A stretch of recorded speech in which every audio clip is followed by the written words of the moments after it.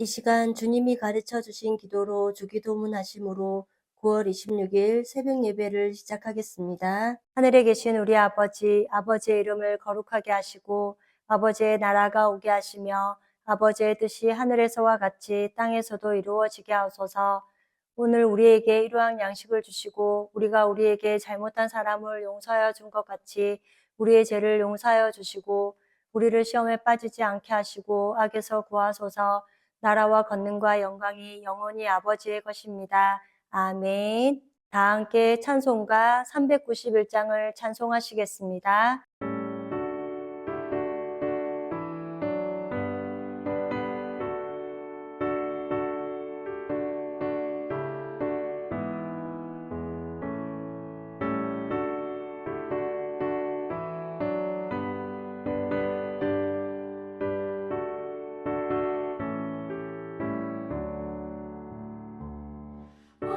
놀라운 구세주 예수 내 주 참능력의 주시로다. 큰 바위 및 안전한 그곳으로 내 영혼을 숨기시네. 메마른 땅을 종일 걸어가도 나 피곤치 아니하며 저 위험한 곳 내가 이를 때면 큰 바위에 숨기시고 주 손으로 덮으시네. 오 놀라운 구세주 예수 내 주 내 모든 짐 벗기시네. 죄 안에서 날 끌어올리시며 또 나에게 힘 주시네. 메마른 땅을 종일 걸어가도 나 피곤치 아니하며 저 위험한 곳 내가 이를 때면 큰 바위에 숨기시고 주 손으로 덮으시네. 측량 못할 은혜로 채우시며 늘 성령에 감아주사 큰 기쁨 중 주님을 찬양토록 내 믿음을 도우시네. 메마른 땅을 종일 걸어가도 나 피곤치 아니하며 저 위험한 곳 내가 이를 때면 큰 바위에 숨기시고 주 손으로 덮으시네. 주 예수님 공중에 임하실 때 나 일어나 맞이하리. 그 구원의 은총을 노래하리. 저 천군과 천사 함께 메마른 땅을 종일 걸어가도 나 피곤치 아니하며 저 위험한 곳 내가 이를 때면 큰 바위에 숨기시고 주 손으로 덮으시네.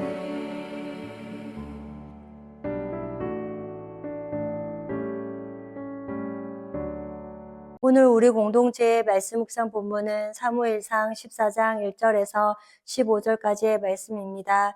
그중 1절에서 6절까지 봉독하고 말씀을 나누도록 하겠습니다. 하루는 사울의 아들 요나단이 자기의 무기를 든 소년에게 이르되 우리가 건너편 블레셋 사람들의 부대로 건너가자 하고 그의 아버지에게는 아뢰지 아니하였더라.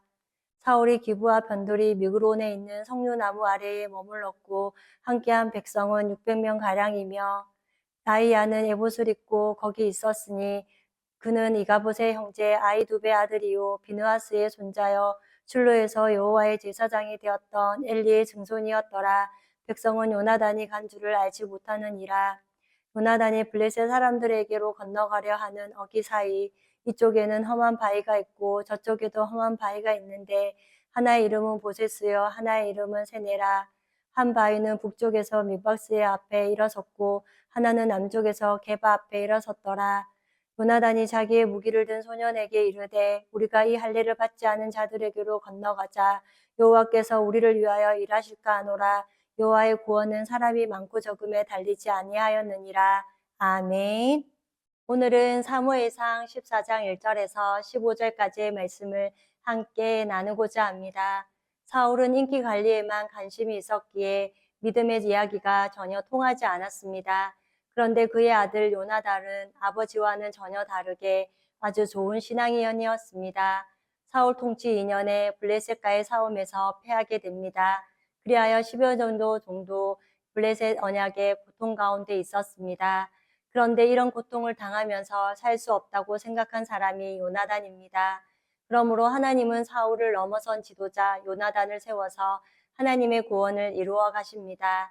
먼저 1절에 하루는 사울의 아들 요나단이 자기의 무기를 든 소년에게 이르되 우리가 건너편 블레셋 사람들의 부대로 건너가자 하고 그의 아버지에게는 아뢰지 아니하였더라 라고 합니다. 요나단의 아버지 사울은 이스라엘의 왕입니다. 여기서 무기를 든 소년은 요나단에게 있어서 귀중한 친구였습니다. 왕자임에도 불구하고 영적인 교제를 나눌 수 있는 친구가 있었던 것입니다. 그리하여 무기를 든 소년에게 의논을 합니다. 우리가 건너편 블레셋 사람들의 부대로 건너가자 하고 그의 아버지에게는 아뢰지 않았습니다. 아버지는 항상 부정적인 사람이기에 말하지 않은 이유로 생각됩니다. 지금 자기 신하와 같은 사람, 무기 든 소년에게 블레셋 사람에게로 건너가자는 것입니다. 그 다음 2절에 사울이 기브와 변돌이 미그론에 있는 석류나무 아래에 머물렀고 함께한 백성은 600명 가량이라 라고 합니다. 이렇게 군사는 3,000명에서 600명으로 줄었습니다. 그런데 이 상황을 깨닫지 못하고 사울은 변명만 하고 있는 것입니다. 그러니 미그론에 있는 석류나무 밑에 숨어서 한숨만 쉬며 분노하고 있습니다. 그렇게 하나님만을 의지하고 블레셋으로 가고자 하는 요나단을 허락하지 않을 것이 분명합니다. 또한 이런 상황에서도 사울은 에봇을 입은 대제사장을 공반하고 있습니다. 이것은 불안한 마음에 하나님을 우상처럼 여기며 사는 사울의 모습이기도 합니다. 3절에는 아이야는 에봇을 입고 거기에 있으니 그는 이가봇의 형제 아이두베 아들이요 비느하스의 손자여 실로에서 여호와의 제사장이 되었던 엘리의 증손이었더라. 백성은 요나단이 간 줄을 알지 못하니라 라고 합니다. 아이야는 엘리 가문에서 제사장 역할을 하고 있는 한 사람입니다. 하나님의 영광이 떠났다고 하는 가문의 아이야가 에봇을 입고 제사장 역할을 하고 있었습니다. 앞서 말씀드린 것처럼 전쟁에서 패함으로 사울이 비참하게 눌려서 사는 모습입니다. 그 상황에 요나단은 아버지 몰래 블레셋으로 한번 가보는 상황인 것입니다. 백성도 요나단이 간 줄을 알지 못했습니다. 4절에는 요나단이 블레셋 사람들에게 건너가려 하는 어기 사이 이쪽에는 험한 바위가 있고 저쪽에도 험한 바위가 있는데 하나의 이름은 보세스요 하나의 이름은 세네라라고 합니다. 요나단이 블레셋 사람들에게 가려고 하는데 험한 돌산의 이름을 보세스라고 합니다. 또 하나의 가시덤불의 돌산이 있었는데 이것을 세네라고 하는 것입니다. 지금 요나단은 돌산 밑에 있습니다. 5절에 한 바위는 북쪽에서 밑박스 앞에 일어섰고 하나는 남쪽에서 게바 앞에 일어섰더라 라고 합니다. 민막스라는 동네 앞에 큰 돌덩어리와 게바라고 하는 평지 마을 앞에 큰 돌덩어리가 있었습니다. 6절에는 요나단이 자기의 무기를 든 소년에게 이르되 우리가 이 할례를 받지 않은 자에게로 건너가자. 여호와께서 우리를 위하여 일하실까 하노라. 여호와의 구원은 사람이 많고 적음에 달리지 아니하였느니라 라고 합니다. 할례를 받지 않은 자들이란 하나님을 모르는 백성이라는 것입니다. 그러나 요나단은 하나님을 위하여 하나님의 편에서 싸우는 사람이라는 것이기도 합니다.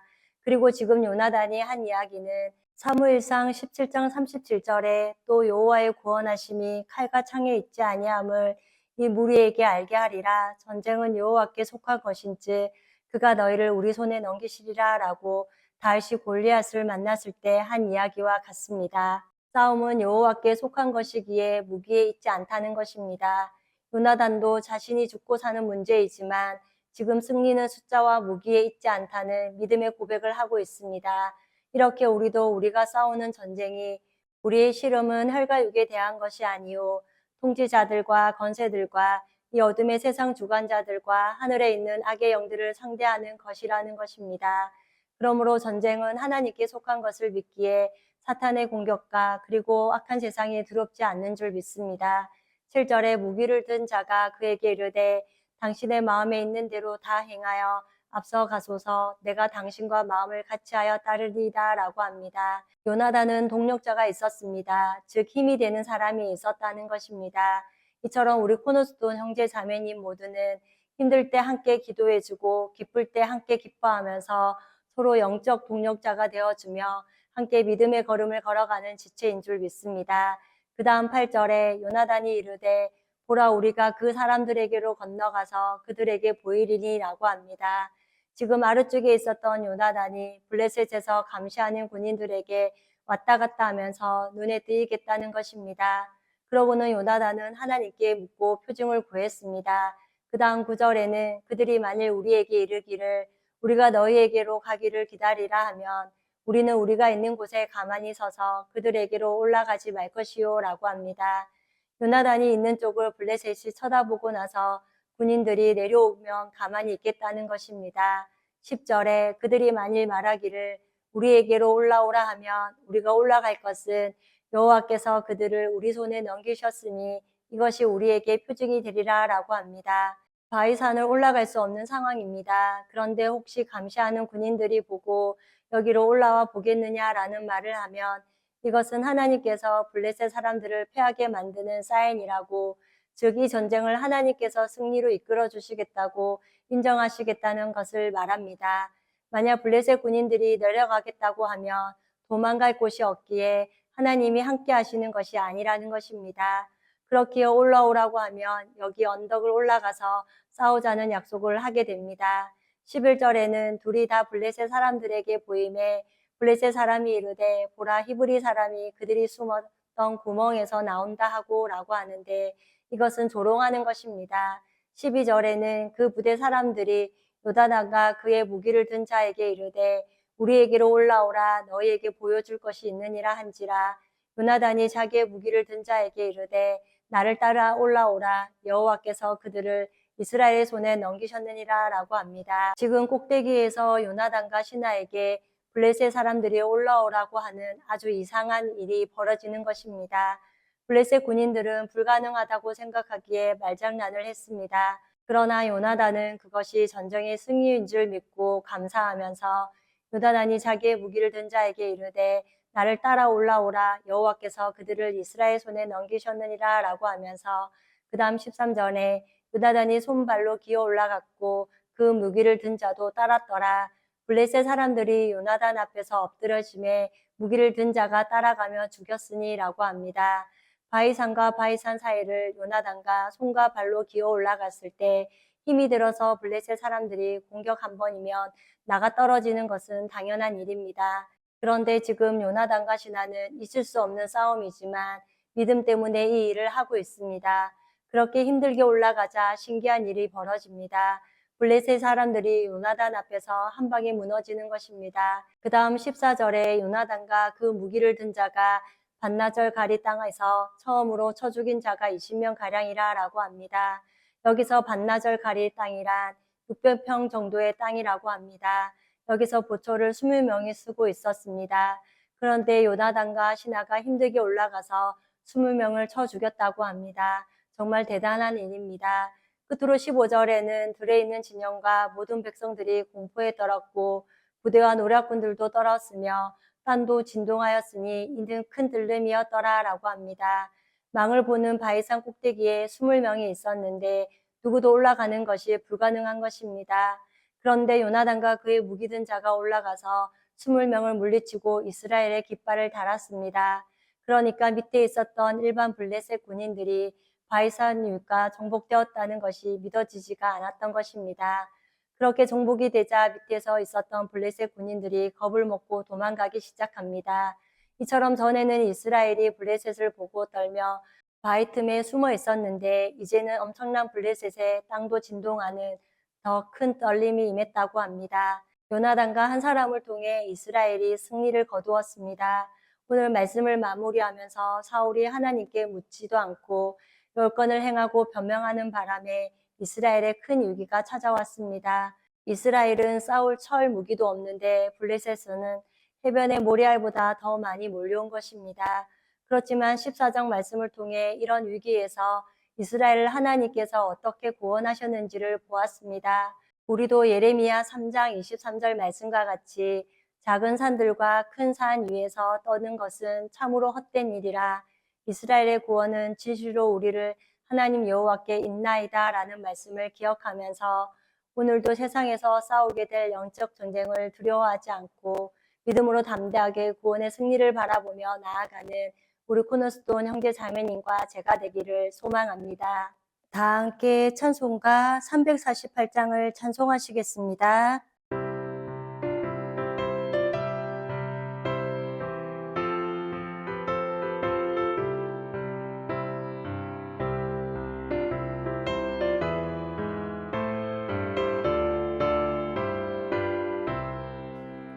마귀들과 싸울지라 죄악 벗은 형제여 담대하게 싸울지라 자기 약한 적병과 심판날과 멸망의 날 내가 서는 눈앞에 곧 다가오리라. 영광 영광 할렐루야. 영광 영광 할렐루야. 영광 영광 할렐루야. 승리하리라.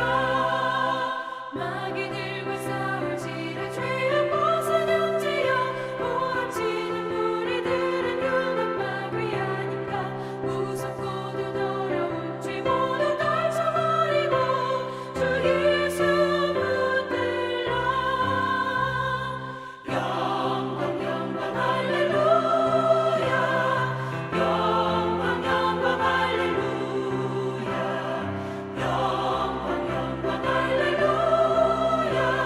곧 승리하리라. 마귀들과 싸울지라 죄악 벗은 형제여 우주 예수 그리스도 크신 팔을 벌리고 너를 도와주시려고 서서 기다리시니 어서 나오라. 영광 영광 할렐루야. 영광 영광 할렐루야. 영광 영광 할렐루야. 곧 승리하리라.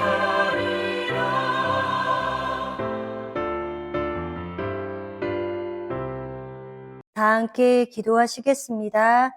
사랑의 하나님, 오늘 이 아침도 우리에게 새 영을 부어주시고 새로운 영을 힘입어 살아가기 위해 예배로 하루를 시작해 하시는 은혜를 감사합니다.